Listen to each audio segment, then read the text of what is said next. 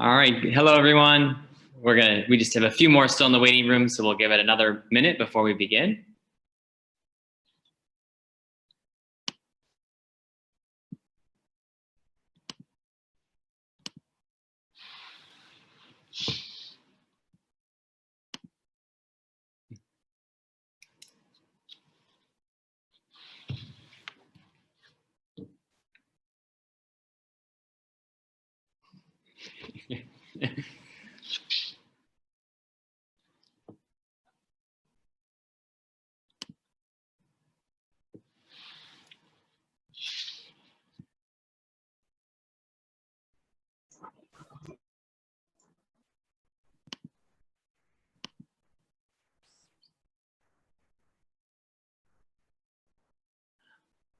All right, so welcome everyone. We're going to go ahead and begin. I know we'll probably have a few more join us as we go, but thank you all very much for being here tonight.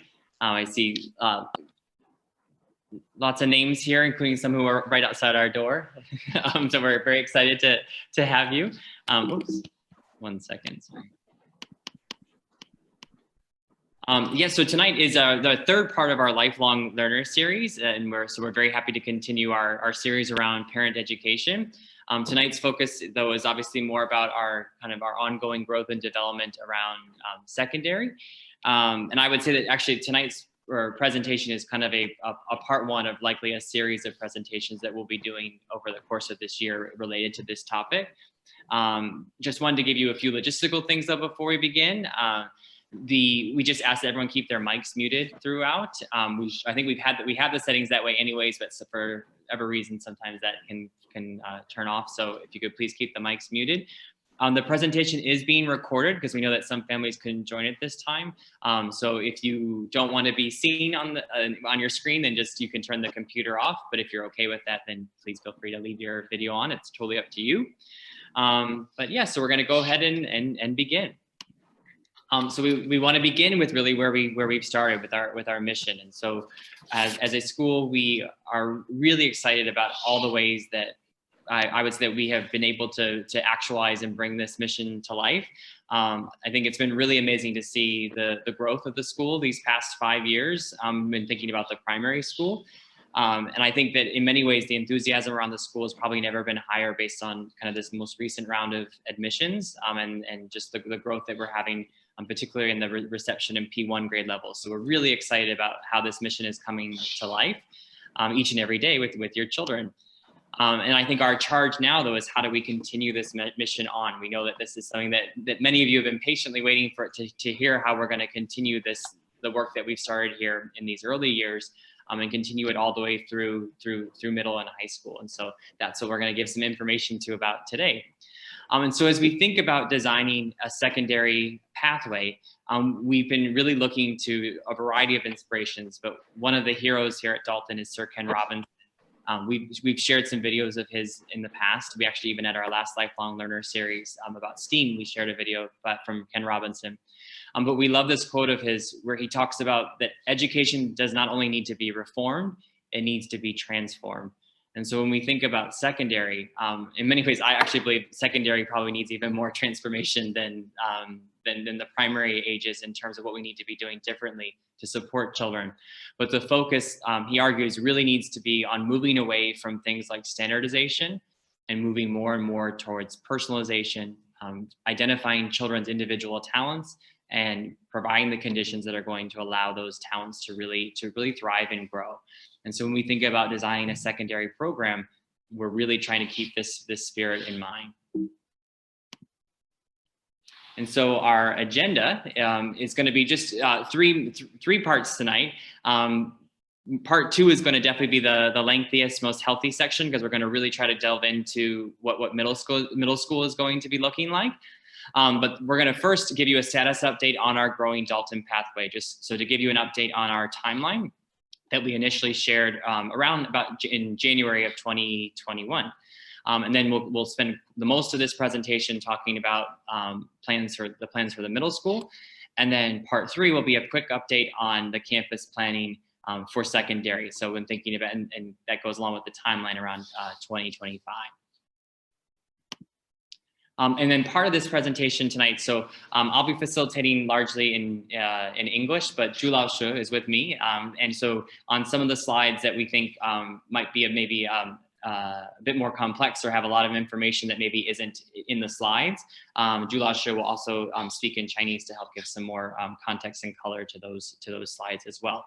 And so this is one of those slides. So we're going to talk to you first about our Dalton Pathways. So when we think about we start serving children at only 1 year old, which is kind of amazing to think about, with our play group.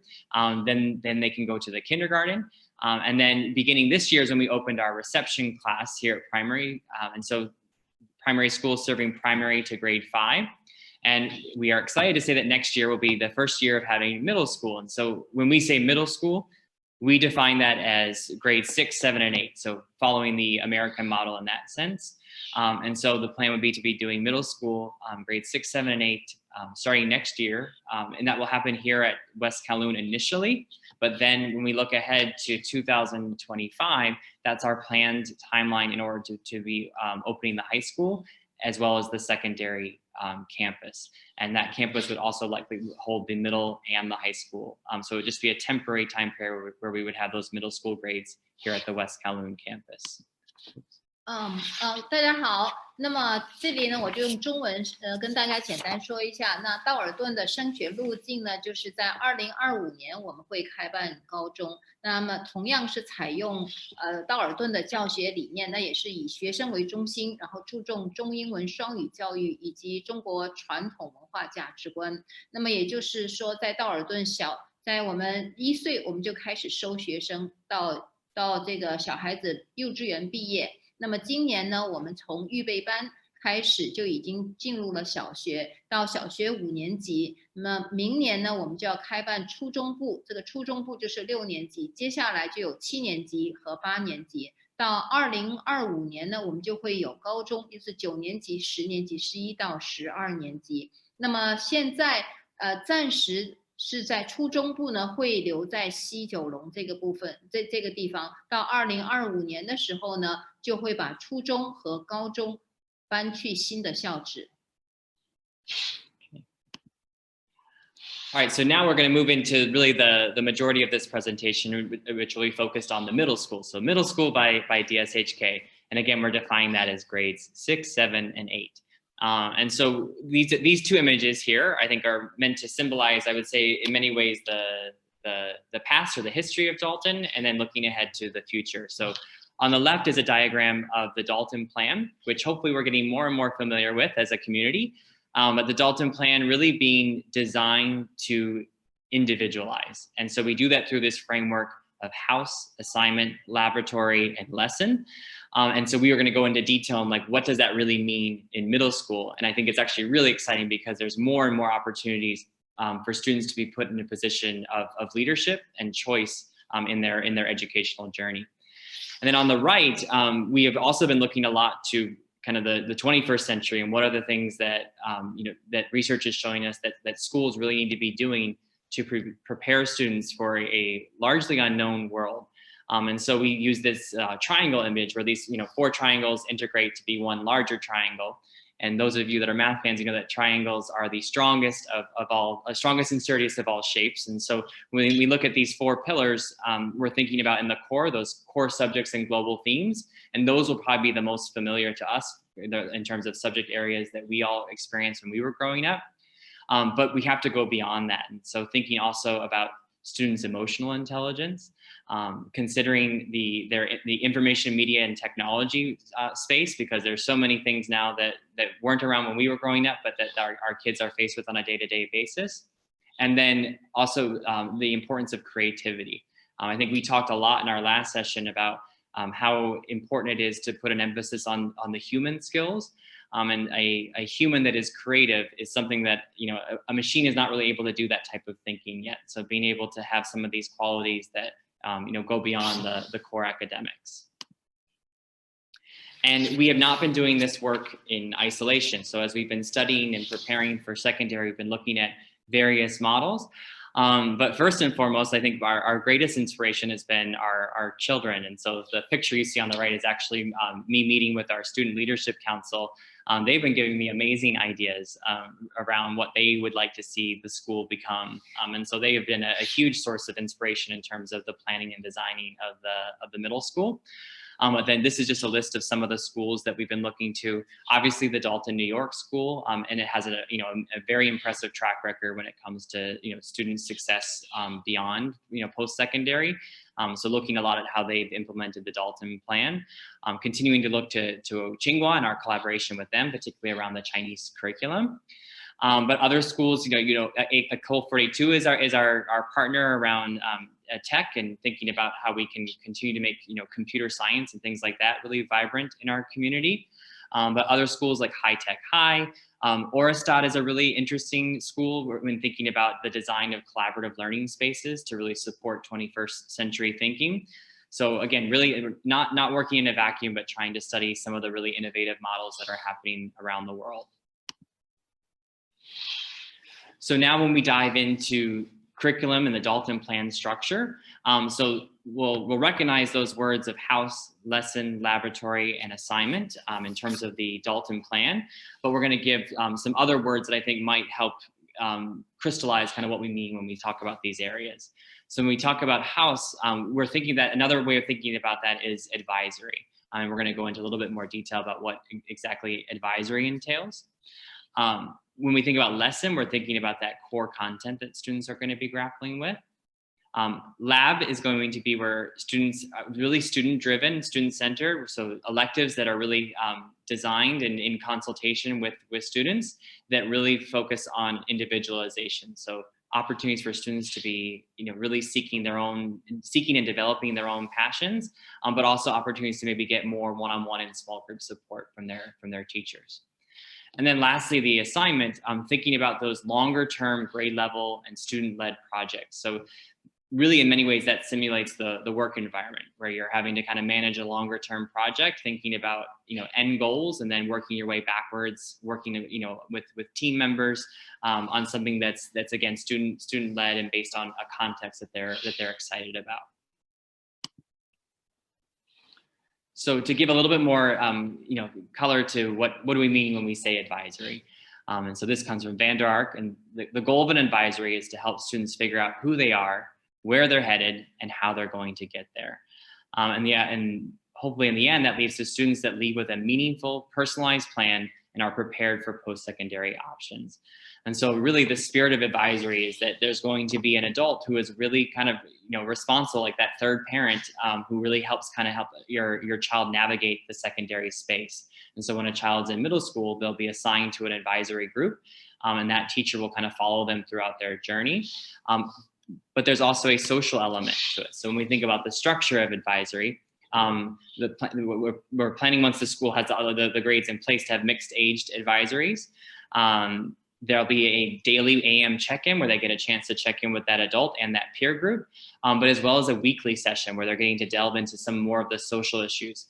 Because I think we can probably all start to anticipate in middle school, different types of social issues will emerge. And so making sure that there is a safe space for students to be able to talk about those things and develop different types of, conflict resolution strategies and things like that. There are so many benefits that research shows around having an advisory period. Because sadly, many schools, particularly in the US, have kind of moved away from an advisory model due to pressures around testing and things like that.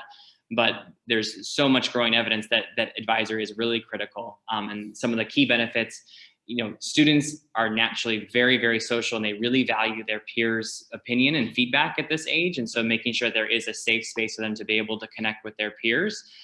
But also having a connection to an adult is really important. We want, I think one thing that's really special about this school and this community is, I think the adults really know the children well, that there's a familiar, friendly face, but that there's really an adult that's really responsible for helping kind of make sure that a child is staying on track, keeping up with their classes, but also that their social emotional well-being is in a good place.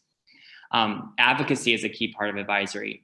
That advisor is really someone who is going to be your child's greatest advocate, to make sure that they're, maybe signing up for the course that's going to be a good fit for them, making sure that they are, if they need an additional service, that they're getting that extra support, that someone is really looking out for your child every step of the way.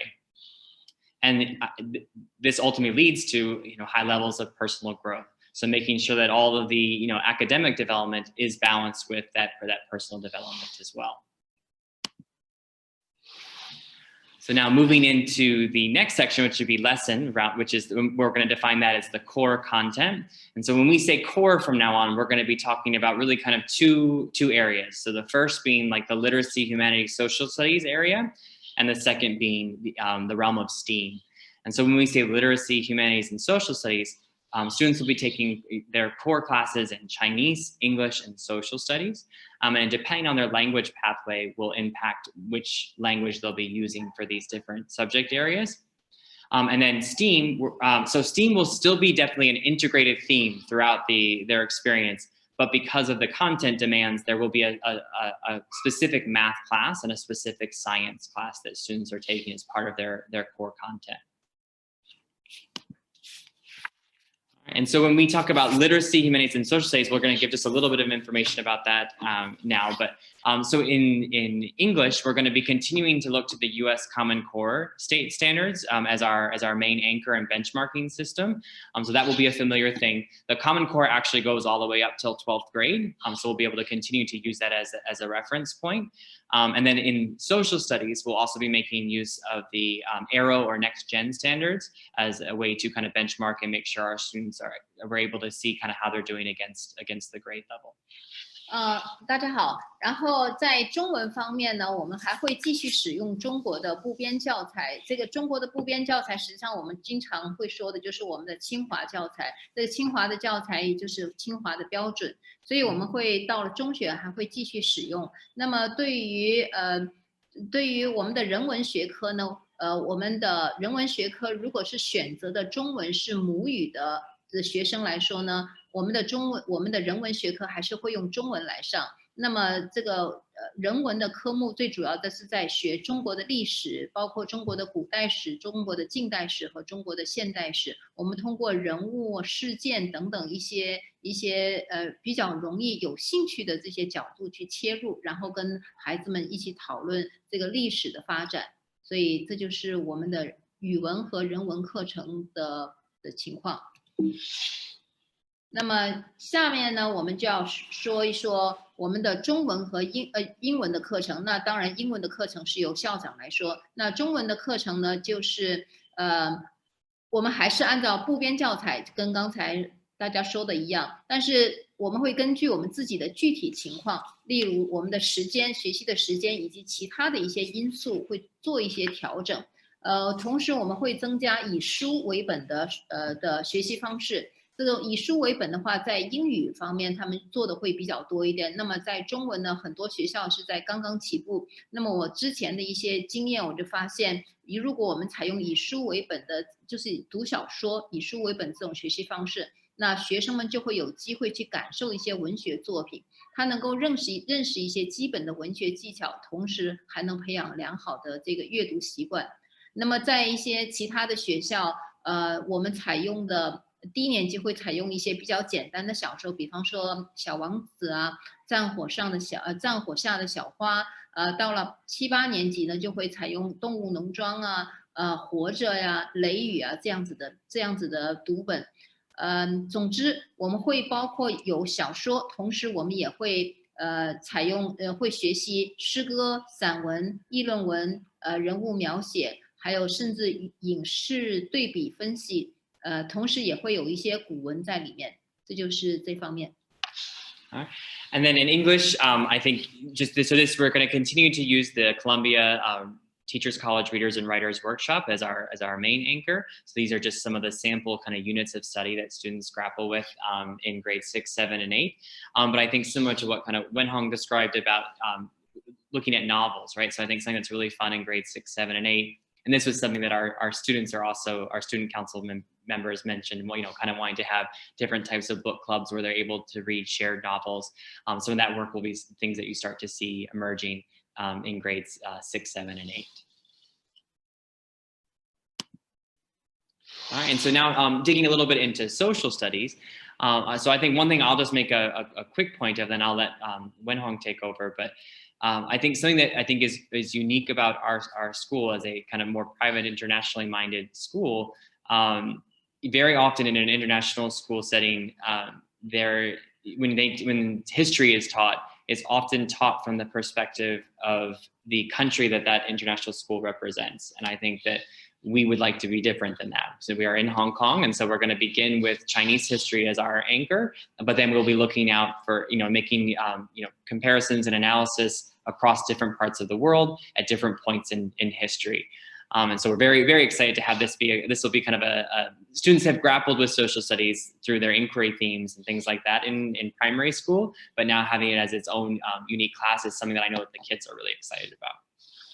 好，那么在中学呢，无论学生选择的是中英双语课程，还是选择的国际课程呢，在人文方面都会强调中国的历史和文化，同时也会学习世界的人文和历史。如果学生选择的是中英双语课程的话，那么学生是用中文来学习中国的人文历史，是用英文来学习世界历史。如果学生选择的是国际课程的话呢，那么他们就用英语来学习中国历史和世界历史。所以当我们在学习以及欣赏文学作品的时候呢，是需要很多社会历史背景知识，所以对历史人物以及历史事件了解是非常重要。所以我们非常强调这个人文的学习。那么在6、7、8年级呢，都会有不同的侧重点。那为了提高学生的学习兴趣，我们会有历史人物、历史事件呢，以及社会经济文化发展来作为主题，来采取批判性的分析，在具体的时空条件下对人物啊、历史事件进行考察和评价。那么同时，我们也希望孩子们能够提高这个历史资料的阅读能力，那么培养想象能力，对历史的学习有自己的见解。同时，他们能够认识不同的历史阶段，那科技啊、教育啊、制度啊，以及思想发展对人类的历史呢，是有推动作用的。那么，他能够建立自己独特的价值观和世界观。那么，在中国历史方面呢，6年级会学习中国的古代文明发明史，那么7年级呢就会注重中国的近代发展史，那么以及香港的历史，了解并分析它的文化发展的影响。到了8年级，我们会了解中国现代的发展史，同时呢，了解一下世界对中国的发展以及崛起，他们有不同的反应。All right, so our next realm of what we consider core content would be in the realm of STEAM. And so beginning, beginning with math, and thinking about math as its own subject, but we'll of course always be thinking about how to integrate the science, technology, engineering, arts into math, but still using the U.S. Common Core as our anchor.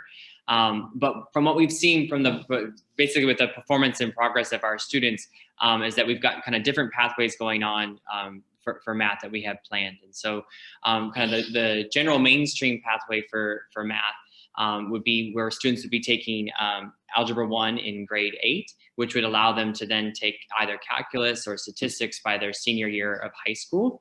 But then because we have so many students who are really kind of performing well beyond the grade level in math, we'll also have a pathway where students can start to take Algebra 1 in grade 7, which would then also give them the opportunity to take Calculus BC before they finish high school, which is kind of maxing out the math high school track.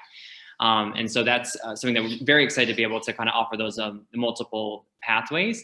And I think when we think about that, we'll call it kind of the STEAM passion track, those kids who are really, really passionate about kind of math and science, and they might want to be going kind of all in towards that Calculus BC pathway.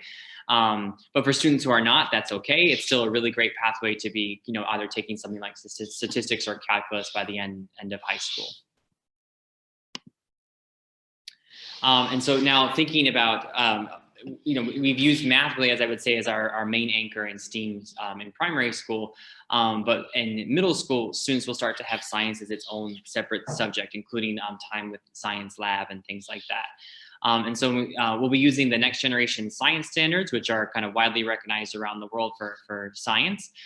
The major strands in science are around physical sciences, life sciences, earth and space sciences, and then engineering design.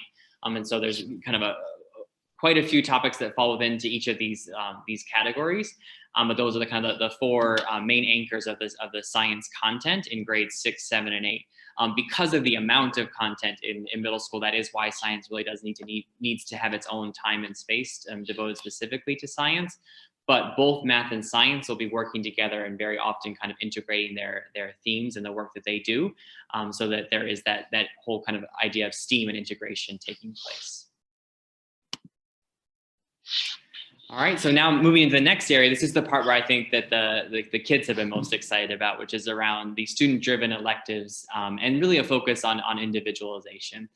And so when we say an elective, electives are classes that your child may choose to take that aren't necessarily required. So the core subjects are ones that they must take, but now we're going to talk about things that they can choose to take.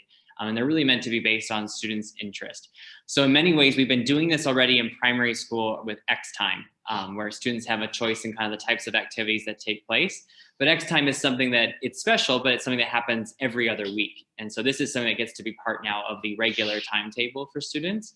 And we're going to expect that students take at least 2 elective courses in a semester. They may choose to take more than that, but they must take at least 2. And electives may be led by a teacher. They could be self-paced and supervised by a teacher, or they could even be something that's blended with a mix of online and offline components. So again, this is where I think this is the part I think maybe for us might feel a little bit unfamiliar, but I think that's where we're kind of embracing the 21st century and being able to take advantage of all of the types of resources that are available to us. And so when we're thinking about how to design our kind of elective offerings, we've created this table represents the different categories for electives that we're thinking about. So really wanting to make Chinese culture still a vibrant part of students' lives. So having choices that are involved that are related to Chinese culture. Students can also choose to get more course support. So if they want to have time in their schedule where they can have one-to-one work or like a group study hall, then they can design their timetable to allow some time within the day where they can get some of that extra support or time to work with their peers. Part of the day that's focused on there's electives around fine arts. And so what you're seeing underneath these categories are different kind of ideas that we have for electives. A lot of these come from our 4th and 5th grade students, because again, we're trying to get the electives to be responsive to the students' interest. And because of that, I don't envision our electives being fixed year to year. In fact, they will be malleable and change based on the different interests of kids. And I think what we've become very skilled at is being able to identify the both human resources and operational resources that are needed to kind of help bring these things to life. Middle category being around health and wellness. So definitely kind of continuing to expand our sports teams, but also having things like yoga and mindfulness type of work. Modern languages. So the kids really, I guess it shouldn't have been a surprise, but when we were planning the school, we were definitely thinking Spanish all the way, because if they can speak Spanish, Mandarin, and English, then they can communicate to 96% of the world. So I think there's still definitely a lot of value in that. But the kids definitely expressed a high interest in Korean. I think a lot of that probably has to do with pop culture and things that the influences that they're seeing in their daily life. So we're looking at different ways that we can also get Korean in a more immersive way. So whether it's through like a K-pop dance class or things like that, where they can get exposure to the language in a fun way. The performing arts, so having a choir, so children who are really passionate about choir, being able to continue with that. Working on a pop rock band, especially in these early years, the school will be a bit smaller, so that a band really makes a lot of sense. However, we do anticipate that as the school grows older, that we'll also probably have a string orchestra that students could participate in. Shakespeare theater. So we definitely were planning to have a drama component as an option for an elective next year. But the reason I put in Shakespeare is because there's that's something that came from the kids. They really want to be able to work with some Old English text. And so Shakespeare is a great space to be able to look at Old English, but in a theater space. And then STEAM is going to be definitely a really huge part of our school, going forward when we think about middle and high school, and also our work with Ecole 42.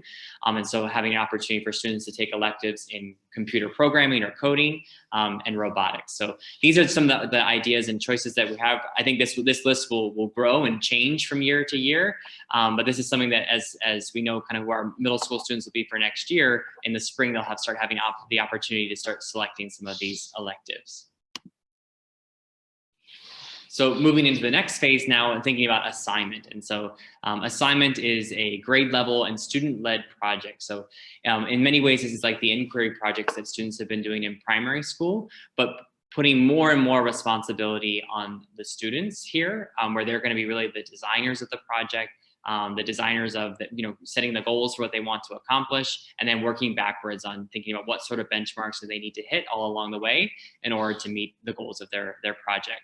And so one of the things though that we are going to emphasize is that we want to emphasize the theme of sustainability.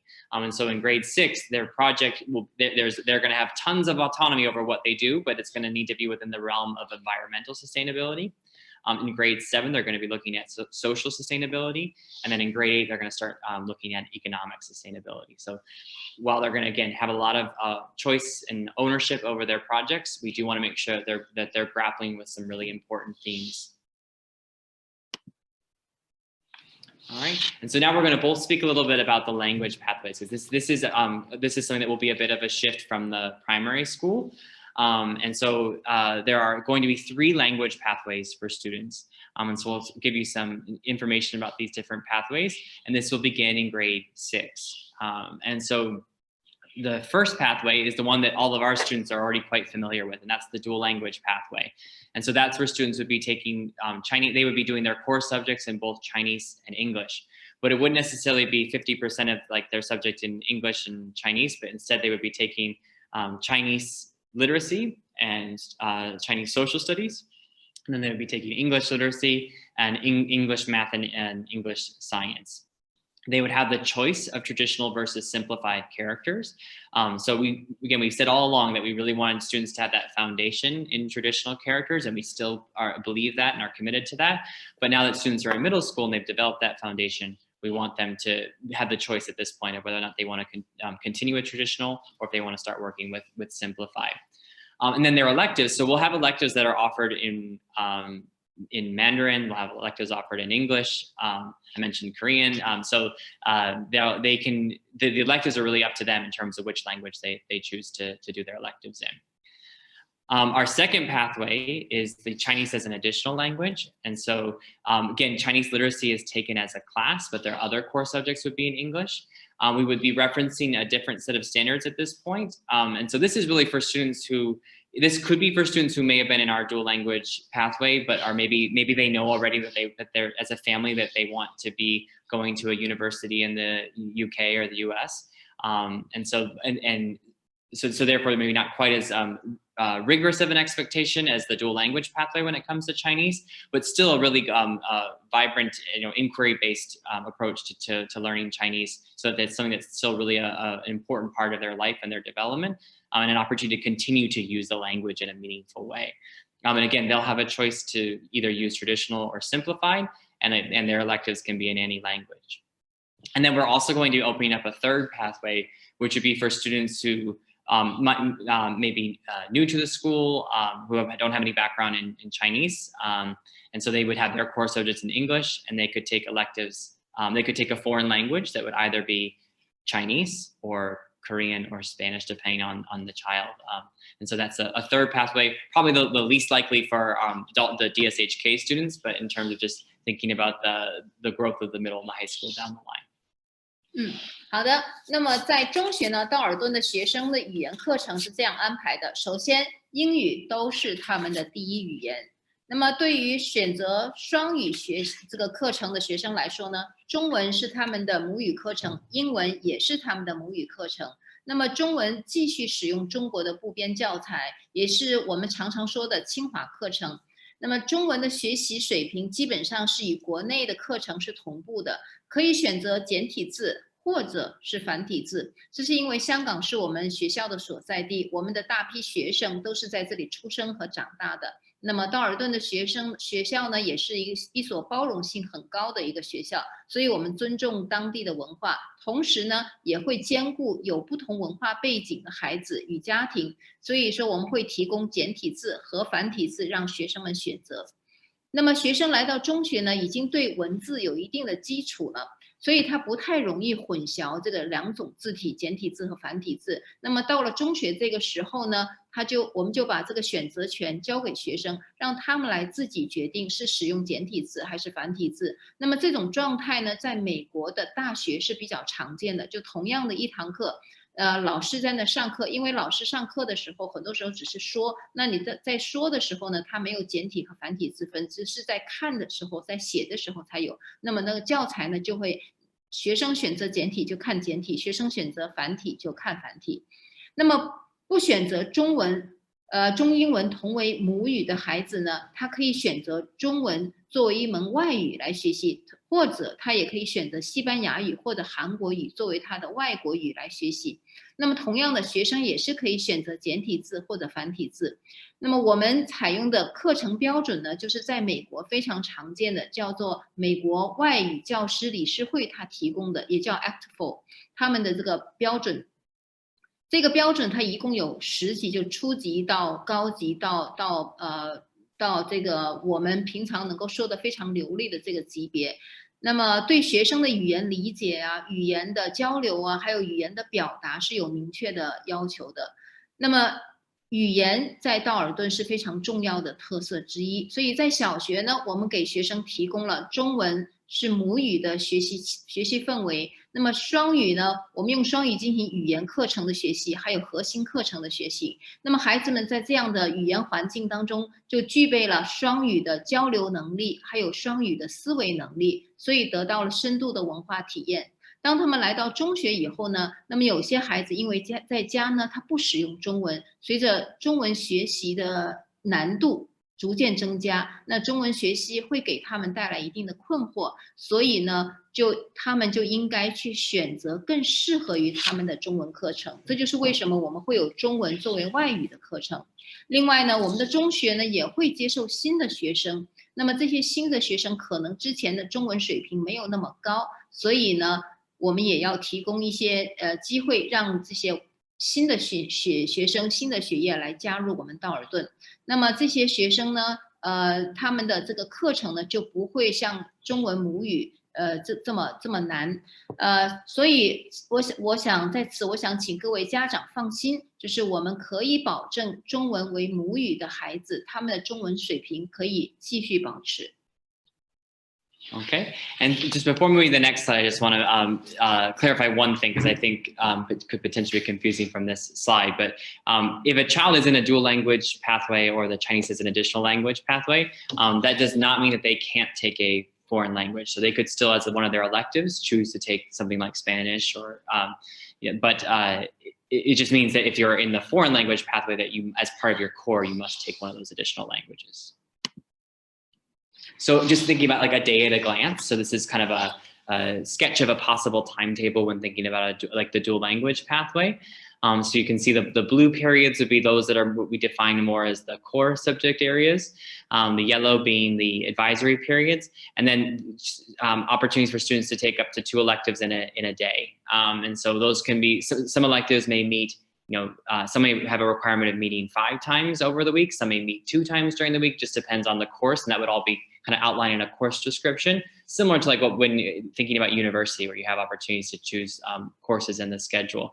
Now, just this is a sample timetable. It doesn't necessarily mean that this is exactly what it's going to look like next year. But in terms of just the types of classes and structure, this is kind of our sketching around the dual language type of timetable. How this would differ from the Chinese as an additional language would really just essentially be that 10:15 to 11 o'clock time slot would be conducted in English rather than in Chinese. All right, and so now moving into kind of beyond the curriculum, we do want middle school to feel like a special and unique time in children's lives. And I think that very often it's things like field trips and landmark experiences and the like clubs and teams that they can participate in that really add value to the overall experience of middle school for kids. So excursions will continue to be a really important part of children's educational experience. And so field trips that are aligned with their topics of study. Secondly, they really wanting to put an emphasis on landmark grade level experiences. So making sure that each year there's something that the grade level gets to really kind of look forward to as far as like that big trip. So in grade 6, we're looking at like a Hong Kong service retreat. So something that's local, but where there's a service component involved in it. Grade 7 is where we're looking to have a week exchange program. Hopefully, by the time our students are in grade 7, that the world has opened up again, and that could be an exchange program outside of Hong Kong. But if we're, hopefully I don't even want to say it, but if it's not, then we'll also find ways to create some sort of exchange within Hong Kong.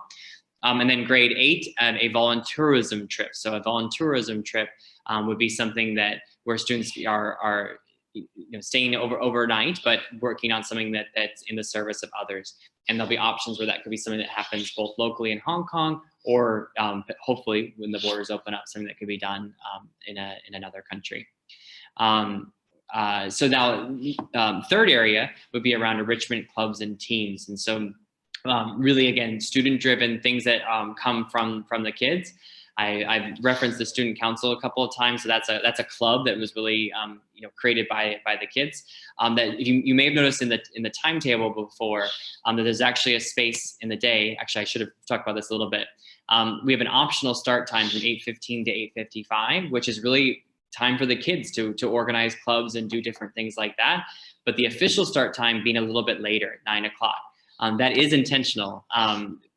The adolescent brain tends to start much later in the day than the adult and childhood brain. So we are actually intentionally thinking about shifting the day so that our middle schoolers actually start a bit later and end a bit later, so that their brains are more of a space where they're ready to learn, because there is a lot of research about the adolescent brain and its readiness at different times of the day. So we're trying to maximize that. Another area, so sports. I know people are always very curious about the different ways that we're going to add sports. So definitely having basketball, running, and soccer teams. And I think, again, as the school continues to grow and expand, we'll continue to add sports. But while the middle school is smaller, also adding individual sports like fencing, sailing, which is you've probably noticed that we've been offering the sailing camp. That's been kind of planting the seeds of having a sailing team at Dalton. So a sailing team, a tennis team, and a squash team, because these are all really great sports that will have a team element, but that the individual nature makes it so we can have a smaller school size and still be able to have some of these offerings. Also want to talk a little bit about our lead services. So we are definitely, with every plan that we make for middle and high school, we are always thinking about also integrating the lead services. And so when we think about the two main types of lead services that we would be providing, the first is to continue with our lead specialized services, which is our program, which is where the student to teacher ratio is very small, where students are working in smaller class settings, but then integrating in spaces where they are feeling more confident and ready. So having that kind of smaller class size and community where needed, but then being able to integrate into the mainstream where feeling confident and ready to go. And then on the other end, also having lead related services. So those services like speech, occupational therapy, physical therapy, all those are things that students that could either be in the specialized program or in the general education program. At times they may require these different types of services. And middle school guidance is often a big service that students would benefit from. So having those types of services available to students right here on site, so that students don't need to be going all over Hong Kong to get the type of support that they need. All right, and so you may be asking, okay, so you're going to do the middle school here in West Kowloon, and what's that going to look like? And so, again, it is a temporary plan to do middle school here in West Kowloon until we can, open the secondary campus in with an eye on 2025. But the goal with the campus is the current campus is to really maximize the space to increase the enrichment opportunities for students. We have a lot of space in this campus, and actually quite a bit of it has still not been renovated. So there's still lots of opportunities to develop the campus, to improve the enrichment opportunities that make it kind of more middle school oriented. But I think we've also, and hopefully been able to see this, we've become much smarter about different ways that we can get students also off the campus to experience different things, like the kids going rock climbing today. So we're very confident that we're going to be able to give the kids a very full, vibrant middle school experience here at West Kowloon. But I mentioned that this session is kind of part one of several sessions over the course of this school year. We do plan to do a spring session that actually kind of unveils some of the different renovation projects that we're going to have going on at the school. We've been working with the designer on different things that we're going to do to just kind of make the space more accommodating to middle school. And so you can anticipate that some of those renovations may begin as early as spring break, but that the summer recess will be a large amount of time devoted towards renovating the space to allow for middle school. All right, and then thinking about admissions, so it is a kind of a separate admissions system now when thinking about grades 6, 7, and 8. And so for the 2022-2023 school year, these are the age guidelines for grades 6, 7, and 8. At this, we are open for applications. So we've been accepting applications for grade 6. We are open to grade 7 and 8, but I think realistically, we know that with our timeline being more 2025 for the high school, grade 6 is the age that falls in line with. So we anticipate that grade 6 is where we'll get more of the interest. And then in terms of the tuition and fees, there is a slight adjustment in tuition and fees. A lot of it has to do with because we have kind of different teachers for middle school, including some of the elective opportunities. So the tuition for grades 6, 7, and 8 will be right now for next year. We have a plan subject to EDB approval at $198,000, which is $18,000 per month with 11 installments, but maintaining the same capital levy. So that's just that's a slight adjustment in the middle school fees. Okay, and now just to update you on the secondary campus planning. I know this is something that everyone's always asking about, so we're going to give as much information as we can at this stage. And again, as I said, this is a part one of several sessions and hopefully more sessions to come soon. But we are making excellent progress since we last spoke to you in January. And so we want to update you on kind of what we would call our multi-pronged strategy that is really designed to help us meet that 2025 timeline. And as I said before, best support the mission of supporting the individual talents of each child.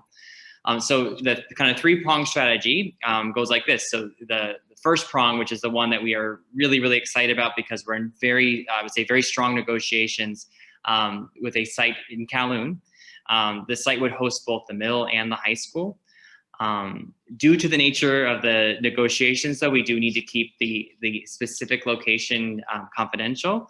But we are very hopeful to be able to share some positive news in the first quarter of 2022. So hopefully very good news to come on that front.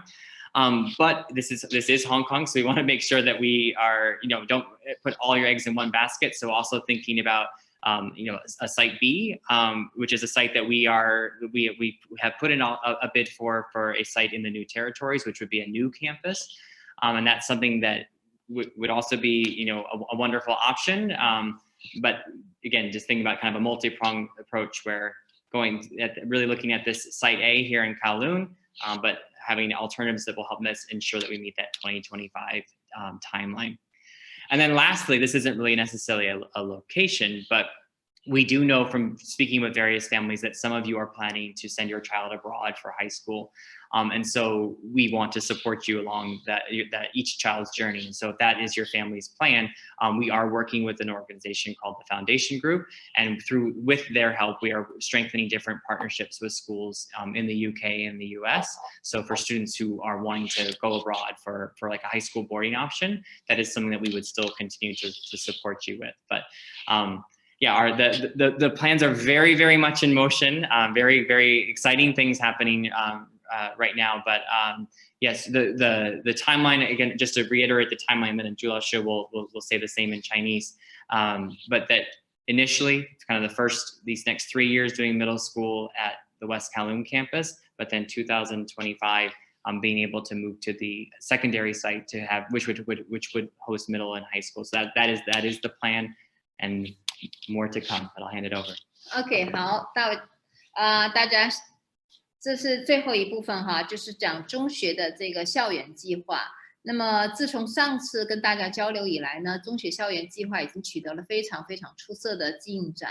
我们在此呢介绍多项目的这个计划，帮助我们实现2025年的时间表，并且最好的支持我们培养每一位孩子的个人的才能。